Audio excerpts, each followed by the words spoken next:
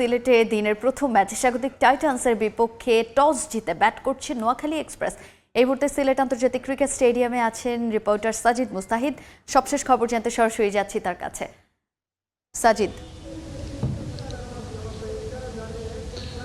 সিলেটে কিন্তু সপ্তম দিনের মতো মাঠে গড়িয়েছে প্রিমিয়ার লিগের খেলা, বাংলাদেশ প্রিমিয়ার লিগের খেলা, এবং 13তম ম্যাচ হচ্ছে সকালের যে ম্যাচের দুপুরের যে ম্যাচটিতে আসলে এখন লড়ছে সিলেট এবং নোয়াখালী। দুই দলেই কিন্তু আমরা দেখেছি যে বেশ ইন্টারেস্টিং একটা তার একাদশ নিয়ে নেমেছে।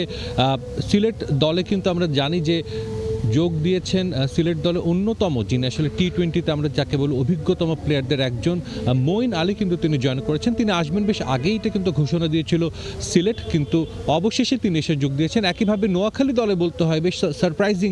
আমরা জানি যে জাকের আলী অনেক, যিনি একটা সময় অবিচ্ছেদ্য অংশ ছিলেন বাংলাদেশ টি-20 দলের, তাকে বাদ দেওয়া হয়েছে বাংলাদেশের টি-20 বিশ্বকাপ স্কোয়াড থেকে। একই সঙ্গে তিনি আজ বাদ পড়েছেন নোয়াখালী স্কোয়াড থেকেও। তার জায়গায় কিন্তু আমরা দেখেছি মুনিম শাহরিয়ার, যিনি আসলে অতীতে বিপিএল খেলেছেন, তবে এবারে বিপিএল ড্রাফট লিস্টে থাকলেও কিন্তু তাকে কোনো দল নিতে আগ্রহ দেখায়নি। বেশ অনেক পরে কিন্তু তিনি যোগ দিয়েছেন নোয়াখালী এক্সপ্রেসে। আমরা জানি খালিদ মাহমুদ সুজন সেই দলটির কোচ। অতীতে খালিদ মাহমুদ সুজন বিপিএলের যে দলের কোচ হিসেবে ছিলেন সেখানেও কিন্তু মুনিম শাহরিয়ারকে খেলিয়েছেন। বিপিএল থেকেই তার উত্থান ছিল। জাতীয় দলে খুব তাড়াহুড়ো করে তার অভিষেকের ফলে কিন্তু কিছুটা খেই হারিয়ে ফেলেন। তবে ডেফিনেটলি তিনি চাইবেন যে যেহেতু তিনি একটা সুযোগ পেয়েছেন, আজকে একাদশেও আছেন, ভালো কিছু করতে। সৌম্য সরকার শুরু থেকে নোয়াখালী যাকে ঘিরে আসলে পুরো পরিকল্পনা সাজিয়েছিল, সেই সৌম্য সরকার কিন্তু অবশেষে দলের সঙ্গে যোগ দিয়েছেন, আজকে ম্যাচও খেলছেন। এবং আরেকটা নাম না বললে হয়, মোহাম্মদ নবী, যিনি প্রায় 500-র কাছাকাছি টি-20 ম্যাচের অভিজ্ঞতা রয়েছে।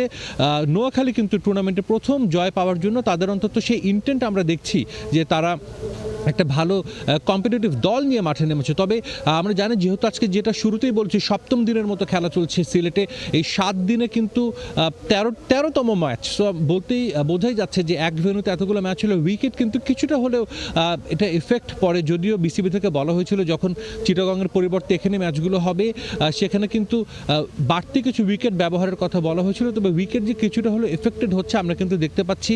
টি-20 সুলভ যে রান কিন্তু সেটা আমরা দেখছি না। গতকালকে লো স্কোরিং ম্যাচ হয়েছে, তার আগের দিনও কিন্তু খুব একটা আমরা বিপিএলে যেরকম আমরা দেখি বা টি-20 সুলভ দর্শকরা প্রত্যাশা করে 200+ স্কোর হবে, তেমন কিন্তু দেখা যাচ্ছে না। এবং এখানকার ওয়েদার অনুযায়ী বলা যাচ্ছে যে আজকেও হয়তো খুব বেশি হাই স্কোরিং ম্যাচ আমরা দেখতে পাবো না। 160-70 রানে কিন্তু চ্যালেঞ্জিং হবে। গত রাতে দারুণ একটা ম্যাচে জয় পেয়েছে রংপুর রাইডার্স।